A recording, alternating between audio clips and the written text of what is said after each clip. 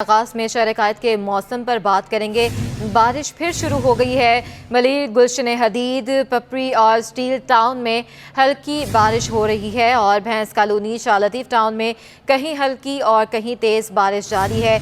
महकमा मौसमियात के मुताबिक शहर के मशरक, शमाल, मशरकी और शमाली इलाकों में गरज चमक के साथ बारिश जो है वो शुरू हो गई है। आइंदा 24 घंटों में मज़ीद बारिश का इम्कान भी बताया जा रहा है। अपने नाज़रीन को अपडेट कर रहे हैं। आदिया नाज हमारे साथ मौजूद हैं। आदिया, अपडेट कीजिएगा मौसम बारे। देखिए, कराची के हवाले से अगर बात करें तो शहर के जो मज़ाफ़ाती इलाके हैं वहाँ पर जो है वो हल्की बारिश का सिलसिला शुरू हो गया है। ख़ास तौर पर जो भैंस कॉलोनी है, पपरी है, मलिर में मनगोट है, इसके अलावा मलिर के कुछ एरियाज हैं, साथ ही बैरिया टाउन, गुलशन मेमार में जो है वो हल्की बारिश का सिलसिला शुरू हो गया गरज चमक के साथ। जबकि शहर के जो वस्ती इलाके हैं, जनूबी इलाके हैं, वहाँ पर अभी भी तेज़ धूप है। महकमा मौसमियात का बताना है कि शुमाल मशरिकी शुमाल के हिस्से में शहर के जो है वो एक थंडर सेल मौजूद है, जो कि शहर के कुछ इलाकों में जो है बादल बरसाने का सबब बन सकता है। अलबत्ता इम्कानात कोई बहुत ज़्यादा नहीं है, लेकिन जो शहर के मज़ाफ़ाती इलाके हैं वहाँ पर इम्कानात ज़्यादा हैं। कल शहर के वस्त में जो है वो बारिश के इम्कानात बताए जा रहे हैं। जी, आदिया नाज हमें अपडेट कर रही थी, मौसम का अहवाल बता रही थी। आदिया, बहुत शुक्रिया। आगे बढ़ते हैं, अपने नाज़रीन को अपडेट करते हैं। कराची पुलिस चीफ ने शुबा तफ्तीश की कारकर्दगी पर अदम इत्मीनान का इजहार कर दिया है।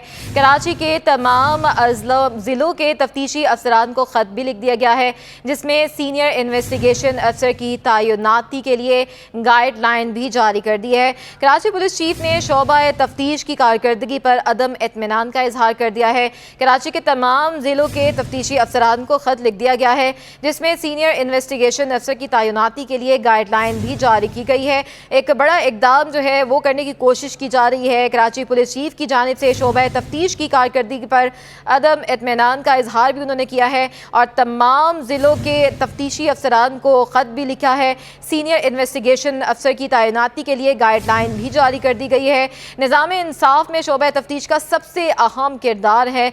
और मज़ीद ख़त में क्या लिखा गया है, शाहजेब हुसैन हमारे साथ मौजूद हैं। शाहजेब, अपडेट कीजिएगा। जी बिल्कुल, देखें, एडिशनल आईजी कराची जावेद आलम उडो जो है वो शोबा तफ्तीश की कारकर्दगी पर अदम इत्मीनान है। इसी तरीके से बताया जा रहा है कि कराची के तमाम जिलों की तफ्तीशी अफसरान के को जो है एक खत लिखा गया है और खत में जो थाने के SIOs हैं उनकी तैनाती के लिए गाइडलाइन जारी की गई है, तो जिसमें लिखा गया है कि निज़ाम इंसाफ में शोबा तफ्तीश का जो सबसे अहम किरदार होता है वो तफ्तीशी निज़ाम में जो है सही तरीके से काम करना होता है, लेकिन यहाँ पर जो है गैर संजीदगी से काम लिया जाता है। तो अफसरान को कुछ ऐसे केसेस जो है निपटाने होंगे जिस पर उनकी पोस्टिंग की जाएगी। सबसे पहले जो लिखा है कि अफसर को कम से कम 10 खतरनाक मुकदमात की तफ्तीश करनी होगी जिस पर उसकी तैनाती की जाएगी। इसी तरीके से मंशियात और बत्ताखोरी की भी तफ्तीश कर चुका हो, ये जो है खत में गाइडलाइन जारी की गई है। अफसर ने कम से कम शोबा तफ्तीश में 1 साल काम किया हो, ये भी गाइडलाइन में जारी किया गया है। खत के मुताबिक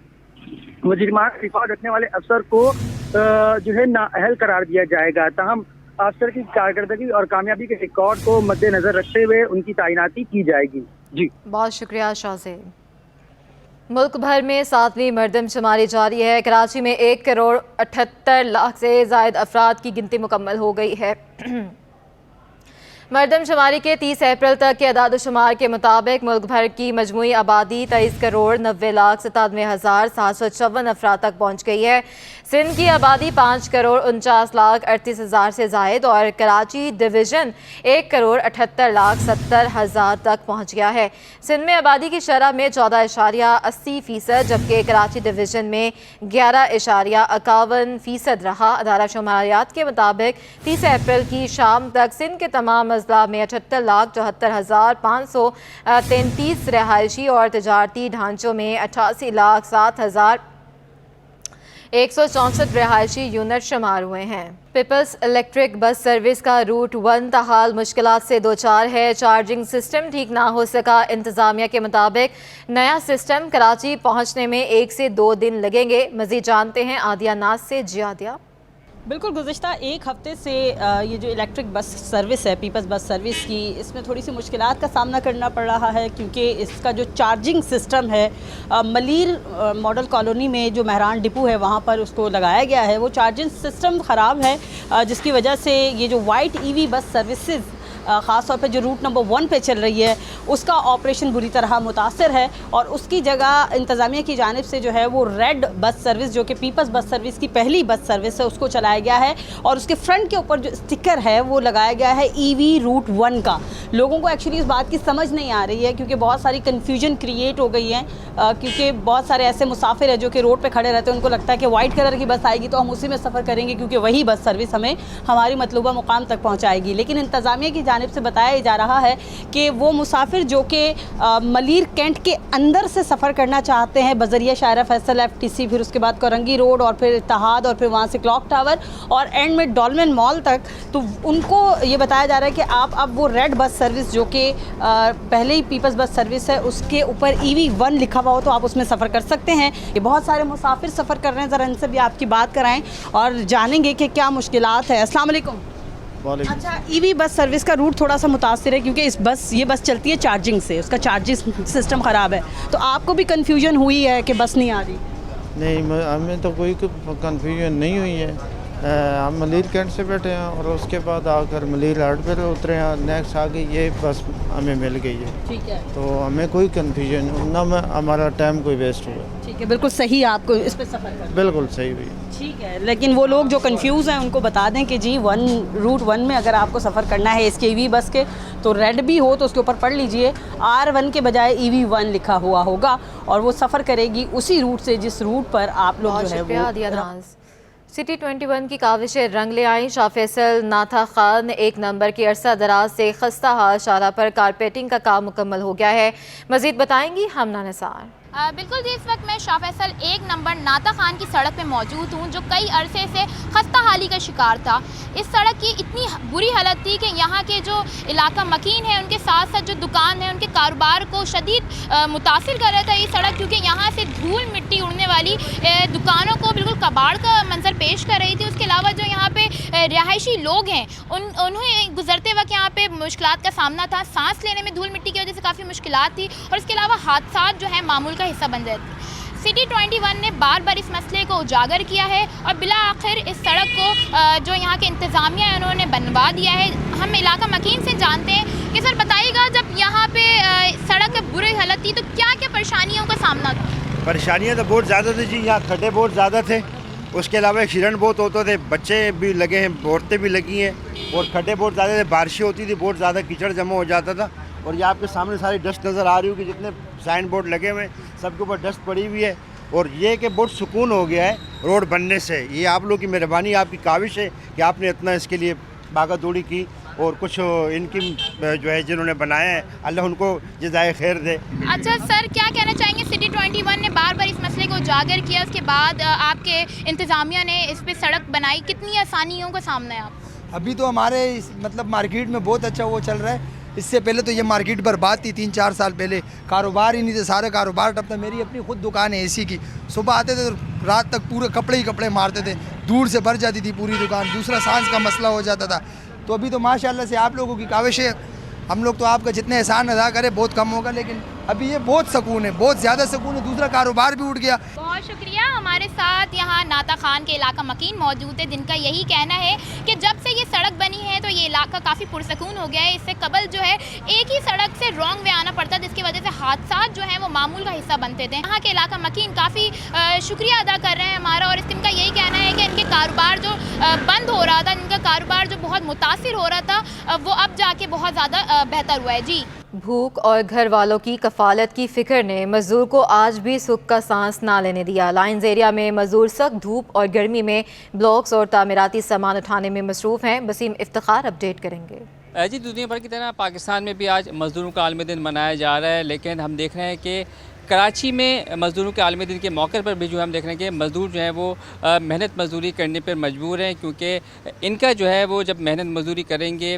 इनके पास उजरत आएगी तभी इनके घर का चूल्हा जल सकेगा। शाम में जब ये कुछ घर के लिए लेके जाएंगे तभी घर वाले जो है वो खाने पीने की अशिया जो है वो इस्तेमाल कर सकेंगे। आप देख सकते हैं कि इस वक्त भी जो है ये भारी भरकम ब्लॉक्स जो है वो शदीद गर्मी में ये मज़दूर उठाने पर मजबूर हैं। इनसे जानते हैं कि क्या सूरत हाल है, हुकूमत की जानिब से जो सहूलत दी जाती है और जो ऐलान किया गया है मज़दूरों के ख्याल के हवाले से, आपको वो सहूलत मिल रही है, क्या कहेंगे आप? भाई अभी तो कुछ नहीं मिला हुआ है। जो मजदूरी कर रहे हैं, मजदूरी करके जाएंगे तो अपने बच्चों को खिलाएंगे, जो 500-1000 लेके जाएंगे तो सामान लेके राशन लेके जाएंगे तो बच्चों को खिलाएंगे। अब मजदूरी नहीं करेंगे, मजदूरी नहीं मिली तो बच्चे क्या खाएंगे? महंगाई कितनी बढ़ गई है, उस वजह से तो मजदूरी करना ज़रूरी है। हुकूमत की जानिब से कोई आपको सहूलत फराम की गई है? फिलहाल कोई नहीं मिली हुई है। ठीक है, गाँव में जो है आते हैं, कभी कभी आते हैं, कभी नहीं ऐसे लिख के जाते हैं, वापसी आते नहीं है। जी बिल्कुल, ये थे मज़दूर। ख़ुसूसी तौर पर सहूलत फ़राम की जाए, राशन का इनके लिए इंतज़ाम किया जाए और बुरे वक्त में इनको जो है वो मुआवजा दिया जाए ताकि इनके घर की किफ़ालत भी हो सके। इनका कहना है कि बच्चों को तालीम की सहूलत भी फ़राम की जाए और इनका मुतालबा है कि फ़ौरी तौर पर मज़दूरों के लिए तमाम तरह सहूलतें फ़राम की जाए ताकि इनकी जो है मुश्किल ज़िंदगी आसान हो सके। जी, छुट्टी के दिन कैंट स्टेशन पर रोज़ की तरह कुली अपने काम में मसरूफ़ हैं। इस हवाले से तफसीलात बताएंगे सैयद ज़ुबैर राशिद।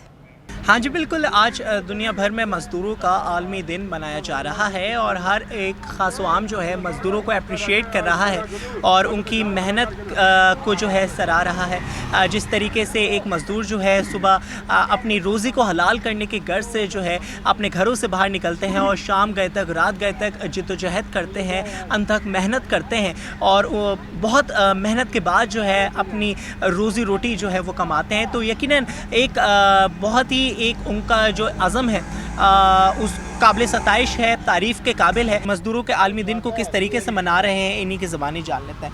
मुझे बताएं, कुली जो है एक बहुत ही मेहनत कश एक काम है, लेकिन हमारी आज की जो दुनिया है इस पेशे को नहीं समझती। क्या आज के आलमी दिन की मुनासिबत से क्या पैगाम दे रहे हैं आप? भाईजान हम देखो ना, तनख्वाह तो हमारी है नहीं, जो कमाएंगे बाल बच्चे जा रहे हैं, हम किराए पे बैठे हैं, इधर कैदाबाद घर है, किराए पे बैठे हैं, एक दिन भी बैठना मुश्किल है। जो कमाएंगे तो हम बच्चों को शाम को खिलाएंगे, अगर एक दिन बैठ गए तो फिर तो डबल पड़ जाएगा।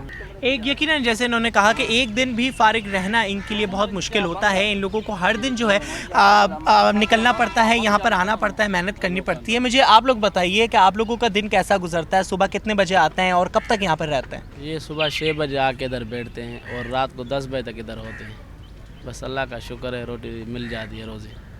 यकीनन जी ये ज़िंदा मिसाल है कि भाई मेहनत में अज़मत है और जिस तरीके से ये लोग यहाँ पर आते हैं अपनी मेहनत से जो है अपने बच्चों का पेट पालते हैं। तो यकीनन हमें भी इस बात को सोचने की ज़रूरत है कि ये जो मेहनत का जो ये जो तबका है, कुली का ये जो तबका है, इनको अप्रिशिएट करें, इनको सराहें। इसके अलावा ना कि सिर्फ इनकी माली मदद करें बल्कि इनकी हौसला अफजाई करना भी हमारा फ़र्ज़ बनता है कि जिस तरीके से ये लोग मेहनत कर रहे हैं इनका ये जो सफ़र है जारी वो सारी रहे। जी। और chairman all Karachi Tajir alliance Asif Gulfam ने यौम मज़दूर के आलमी दिन पर वीडियो पैगाम भी जारी किया है। क्या कहा है, सुनते हैं। आज 1 मई है और पूरी दुनिया भर में मज़दूर डे मनाया जाता है। पाकिस्तान में भी मज़दूर डे मनाया जा रहा है, लेकिन मैं देख रहा हूँ कि मज़दूर तबका जो है हालात के पेश नज़र घरों से निकले हैं अपने काम के लिए। और कुछ मार्केटें भी मैं देख रहा हूँ कि कराची शहर में खुली हैं। पूरे पाकिस्तान का यही हाल है कि लोग महंगाई की वजह से परेशान हैं। आगे बढ़ते हैं। बढ़ती महंगाई के बायस अब मोटरसाइकिल चलाना भी ख्वाब बन गया है। होंडा ने मोटरसाइकिल की कीमतों में होशरुबा इजाफा कर दिया है। मजीद बताएंगे काविश मेमन। जी बिल्कुल, गरीब की सवारी एक बार फिर जेब पर भारी पड़ेगी क्योंकि मोटरसाइकिल की कीमतों में एक बार फिर इजाफा कर दिया गया है। होंडा ने 5000 से लेकर 15000 रुपये तक कीमतों में इजाफा किया है। क्या वजूहत है, इस वक्त इंडस्ट्री कितनी मुश्किलात से गुजर रही है? मेरे साथ एसोसिएशन ऑफ मोटरसाइकिल असेंबलर्स के साबिक चेयरमैन मोहम्मद साबिर शेख साहब मौजूद हैं, उनसे बात करते हैं। मोटरसाइकिल बनती ही इंपोर्टेड रॉ मटेरियल से। अगर फ़र्ज़ करें हमने कोई लोकल पुर्जे इसके बना भी लिए हैं, शीट मेटल के, एलुमिनियम के या प्लास्टिक के, तो उसका रॉ मटेरियल सारा इंपोर्ट होता है चाइना से। यहाँ जो इसके सिक्योरिटी पार्ट्स पाकिस्तान में नहीं बनते जिन मोटरसाइकिलों के, जिसकी लोकलाइजेशन हुई भी है, उसकी सिक्योरिटी पार्ट्स भी हम इंपोर्ट करते हैं डॉलर्स के अंदर। एक बड़ा फैक्टर तो डॉलर्स का आ गया। दूसरा ये है कि पाकिस्तान में हम बहुत सारे मॉडल्स डेवलप नहीं कर सके। हमने सिर्फ 70 सीसी जो 60 साल पुराना मॉडल है, हमने 125 सीसी होंडा वाली या उसकी रेप्लिका जो बनी है वो 60 साल पुराना मॉडल है, पुरानी टेक्नोलॉजी है, उसके अंदर कुछ लोकलाइजेशन की है।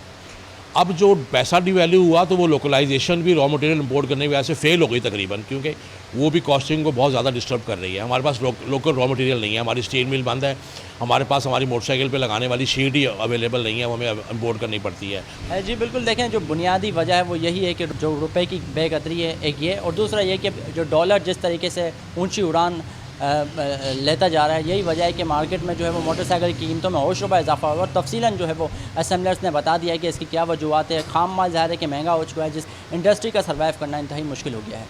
वफाकी हुकूमत ने सिंध पुलिस के 9 पुलिस अफसरान को मुआवनीन हजाज तैनात कर दिया है।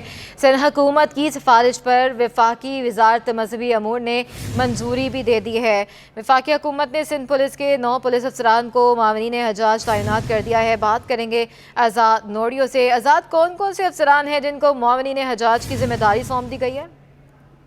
जी बिल्कुल, सिंध सरकार की सिफारिश पर वफाकी वजारत बराए मजहबी उमूर ने बाकायदा तौर पर सिंध पुलिस के 9 अफसरान को बतौर मुआवनीन हजाज के तौर पर उनको तैनात कर दिया है। इस हवाले से एडिशनल IG एस्टेब्लिशमेंट शाद इब्न मसी ने बाकायदा तौर पर इनकी जो है नोटिफिकेशन भी जारी कर दिया है। इनमें इंस्पेक्टर एजाज अली मसन जो है, इसके अलावा मोहम्मद शहजाद इलियास, वकार अजीम, मोहसन अली शिराजी, महमूद अहमद खान, इसके अलावा मोहम्मद साकिब खान, सैयद अदनान रशीद, दानिश कुरैशी और मोहम्मद नसीम शामिल है, जिनको जो है मुआवनीन हजाज के तौर पर इनकी ड्यूटियां लगा दी गई है। कल से ये बाकायदा तौर पर पुलिस के अफसरान मुआवनीन हजाज के तौर पर अपनी जिम्मेदारी निभाएंगे। जो है इस हवाले से सिंध पुलिस ने इन अफसरान की सिफारिश की थी, जिसकी वफाकी वजारत बराए मजहबी उमूर ने मंजूरी दी, जिसका आज बाकायदा तौर पर नोटिफिकेशन जारी किया गया है।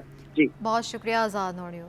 Pakistan overseas employment promoters association ने सऊदी अरब जाने वाले पाकिस्तानियों को वीज़े के लिए इलेक्ट्रॉनिक नंबर जारी ना होने पर वज़ीर ख़ारजा बिलावल भुट्टो को ख़त लिख दिया है। बात करेंगे अशरफ खान से। जी अशरफ, आज यौम मज़दूर का आलमी दिन है, बड़ा दिन है। यहाँ पे Pakistan overseas employment promoter association ने जो है वज़ीर ख़ारजा बिलावल भुट्टो से बड़ा मुतालबा कर दिया है, अपील की है कि जो सऊदी अरब जाने वाले हज़ारों पाकिस्तानी उनको मुश्किलात का सामना है। किन मुश्किलात का सामना है? ओवरसीज़ एम्प्लॉयमेंट प्रमोटर के माहिर अदाना प्राचा हमारे साथ मौजूद हैं, उनसे जानते हैं क्या सूरत हाल है। सर देखिए, सूरत हाल ये है कि जनवरी के अंदर 2023 के अंदर सऊदी गवर्नमेंट ने अपना सिस्टम अपग्रेड किया है। सिस्टम अपग्रेडेशन की वजह से कुछ 18 के करीब ऐसी कैटेगरीज़ हैं जिनके नंबर नहीं इशू हो रहे।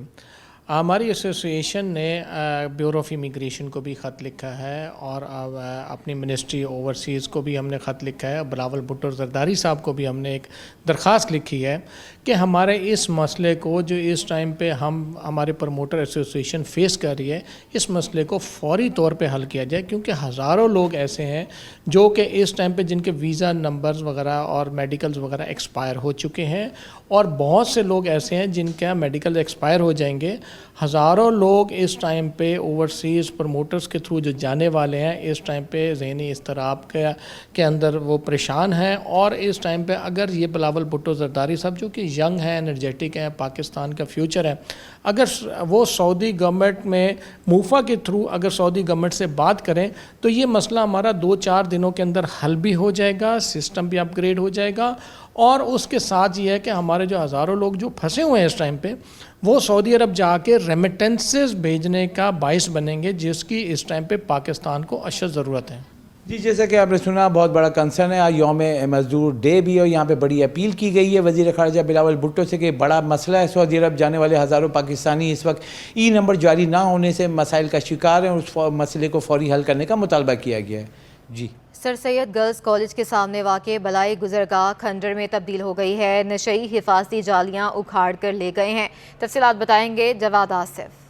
जी बिल्कुल, कराची की बेशतर बालाई गुजरगाहें खंडरात में तब्दील होती जा रही हैं। इस वक्त मैं मौजूद हूँ सर सैयद गर्ल्स कॉलेज के सामने वाक़े बालाई गुजरगाह पर, जिसकी हिफाजती जालियाँ नशई अफराद उखाड़ कर ले जा चुके हैं, और ये ब्रिज जो आवाम की हिफाजत और सहूलत के लिए तामीर किया गया था, अब उनके जानो माल के लिए ख़तरा बन चुका है।